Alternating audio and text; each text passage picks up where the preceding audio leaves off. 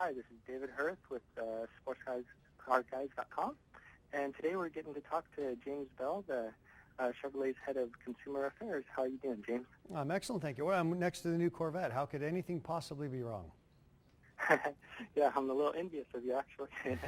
So the new Corvette Stingray gets 29 miles per gallon highway. What technology made this possible while still putting out the 455 horsepower? Sure. Well, there's really three components that give that great fuel efficiency. First off is lightweight materials. Obviously, if a car doesn't weigh much, number one, it's going to be a lot more fun to drive, a lot more sporting handling.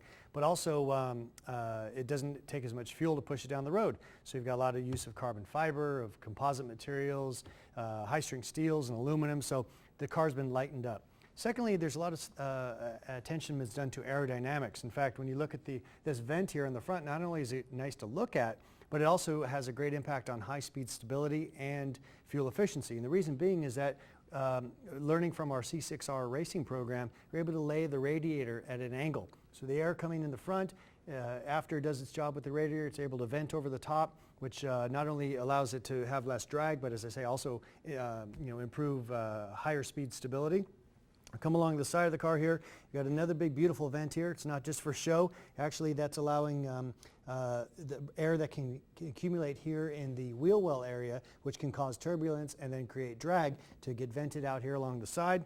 And then the design element that was a little controversial when this car was shown at the Detroit Auto Show, until people learned what it was doing.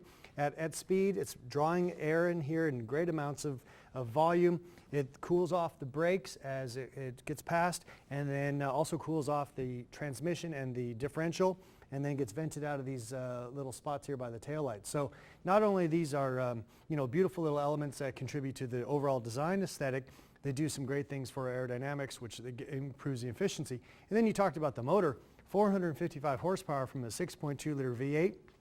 Three key technologies. First off, it's got direct injection, it's got variable valve timing, and then the one that I think that has the biggest impact to get that 29 miles per gallon on the highway is that when you're just kind of cruising down the road, it automatically kills 4 of the cylinders. So you're just rolling as a 4-cylinder car. But of course, when the road opens up, give a little gas, all 8 come back to life, and away you go. Wow. So sports car enthusiasts don't usually care much about miles per gallon. Why was this such a big focus on the new Corvette? Well, it's not just a focus on the Corvette, it's a focus of every car that any car manufacturer is making today in 2013 and beyond. And that's because of fuel efficiency ratings or standards from the U.S. government, and also emissions standards from the European and Asian governments. And these things aren't very fun to talk about, but they have a great impact on how the cars are being designed today. Not only in fuel-efficient cars, compact cars that are using maybe small 4-cylinder engines with turbocharging to get the most power out, but also with pickup trucks and even cars like this, the Corvette. So every car in the lineup from any manufacturer has to contribute to that overall emissions and fuel efficiency standards. Secondly, I think a lot of people who are coming back into the market now, because a lot of people held off a purchase because of fears on the economy and maybe a rise in fuel prices. If they are coming back in the market, they're looking for a car that's going to kind of give them a little hedge on their bets there, that if there's a big rise in fuel prices again, that the car that they're buying here in 2014 or 13 is not going to burn them. So when the car's performance, from a performance standpoint, the car can get 0 to 60 in 3.8 seconds. I know that was tested with the Z51 performance package. Yeah, that's right. How important is that option to get the most out of the car? Well, it really kind of makes the car more track ready. I mean, at the base, at the $52,000 range, you're still going to get the great horsepower. You're still going to get the great looks, the beautiful interior. What you're going to lack by not going to Z51 is some of the additional cooling, especially an additional oil cooler in the back.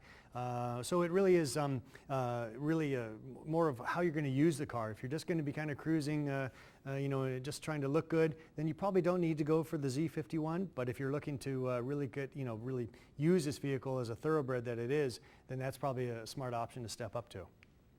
Sure. The Stingray name is very special for Corvette. What makes the new car worthy of the Stingray name? Well, when you go back to the Stingray name, as you say, it's it's a classic. It's a hallowed brand name in Corvette history. And there's a story that goes within the halls of GM that when this particular car was starting to come together, and think about it, I mean, while designing a car would be a lot of fun, if you work for General Motors and your boss said you're going to do the next Corvette, that's a lot of pressure. That's a lot of people watching very closely, not only current Corvette owners, but future ones as well. We had to make the car more appealing to a broader range of potential buyers.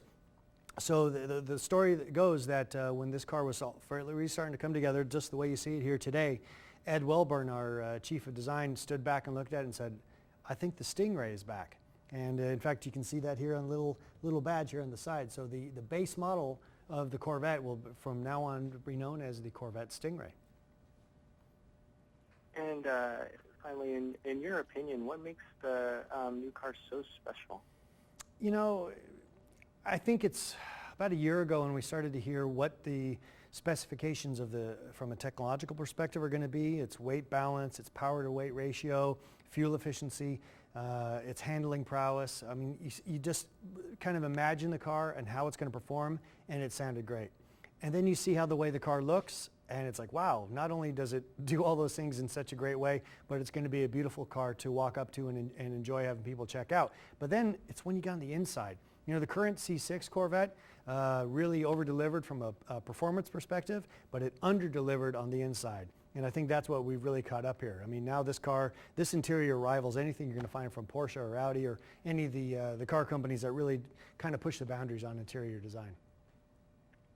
Well, I know I'm looking forward to driving one. Thank you very much for your time. Oh, you're very welcome. Thank you. Bye.